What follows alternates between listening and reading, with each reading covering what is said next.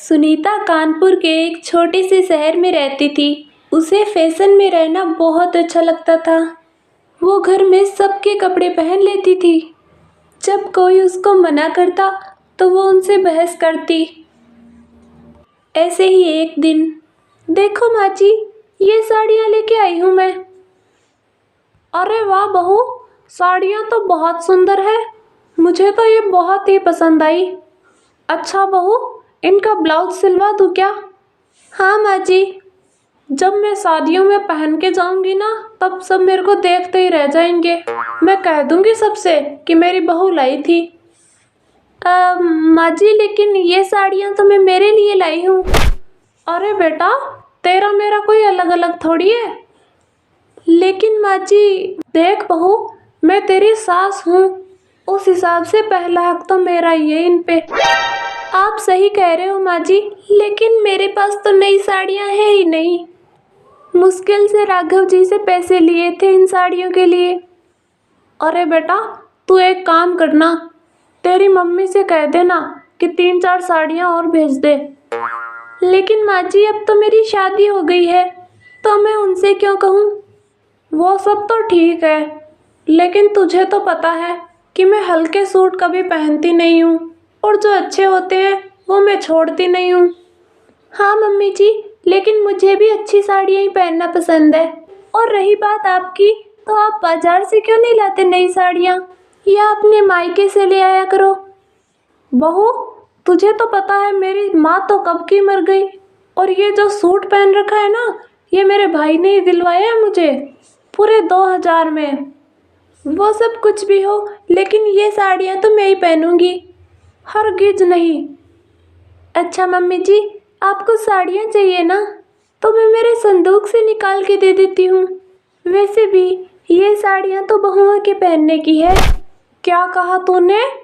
तुझे क्या लगता है मैं बूढ़ी हो गई हूँ? अरे मैं तो अभी जवान हूँ। ऐसा कहकर शालिनी की सास वहाँ से साड़ियाँ लेकर चली जाती है।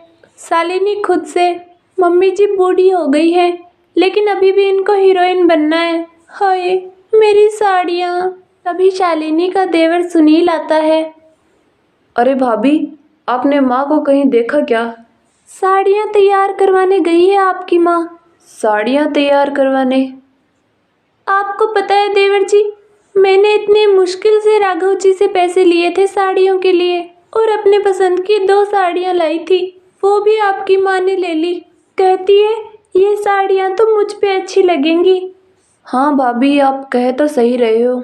उनकी ये सब करने की अब उम्र थोड़ी है। अरे वो तो अपने आप को भी जवान लड़की समझती है। तभी वहाँ शालिनी का पति आ जाता है, सुनील राघव से। देखो भैया, भाभी कल जो साड़ियाँ लेके आई थी वो भी माँ ने ले ली। हाँ तो क्या हो गया, माँ है वो हमारी। अच्छा, एक तो आप मुझे साड़ियाँ दिलाते नहीं हो, इतनी मुश्किल से मैंने पैसे जमा किए थे और 2 साड़ियाँ लेके आई थी, वो भी आपकी माँ ने ले ली। हाँ भैया, भाभी की बात तो सही है। भाभी हमेशा पुराने कपड़े पहनती है और माँ नए। ये अच्छा नहीं लगता। आप इनको मत समझाइए देवर जी, ये अपनी पत्नी को सुंदर नहीं बनाना चाहते, बल्कि अपनी माँ को सुंदर बनाना चाहते हैं। हाँ भाई, आजकल तो माँ मेकअप भी करती है। हाँ तो क्या हो गया, उनको शौक है इस चीज़ का। तभी शालिनी का ससुर भी वहाँ आ जाता है। अरे क्या हो गया, क्यों बहस कर रहे हो तुम लोग? पापा जी, माँ जी मेरी सारी साड़ियाँ छीन लेती है, और मुझे तो कुछ पहनने ही नहीं देती। अरे ये कोई उम्र है उनकी ये सब करने की? ये तुम क्या कह रही हो शालिनी? उम्र का सजने संवरने से क्या लेना देना है? अरे क्यों नहीं है लेना देना, उसकी कोई उम्र है लीपा पोती करने की? बाहर लोग बातें बनाते हैं उसकी। पापा जी, मैं इतनी मुश्किल से इनसे पैसे मांग के 2 साड़ियाँ लाई थी, वो भी उन्होंने ले ली। ये सब कहकर शालिनी अंदर चली जाती है। अगले दिन शालिनी की सास जींस पैंट पहन लेती है और खुद से बातें करती है। अरे वाह, कितनी सुंदर लग रही हूँ मैं। मुझे तो पता ही नहीं था कि ये भी पहनना चाहिए। बाजार में तो छोटी छोटी लड़कियां पहनती है, अब मैं भी पहनूंगी। तभी शालिनी वहां आ जाती है। अरे मम्मी जी, ये क्या पहन लिया आपने? देख, कितनी हैंडसम लग रही हूँ मैं। अरे मम्मी जी, हैंडसम लड़कों को कहते हैं। हाँ ठीक है, ये देख मेरे बाल आज पार्लर से धुला के आई हूँ।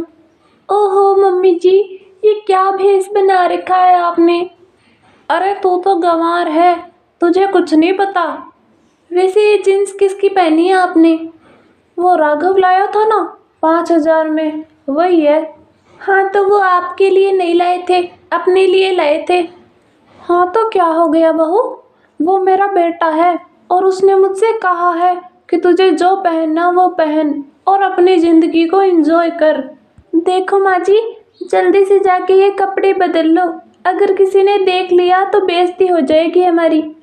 देख बेटा, मेरी तो कोई बेइज्जती होगी नहीं, मुझे तो यही अच्छा लगता है। तभी शालिनी का देवर वहाँ आ जाता है। अरे माँ, ये क्या पहन लिया आपने? देख बेटा, तू कुछ मत बोलना मेरे को, तू छोटा है और छोटा ही रहे।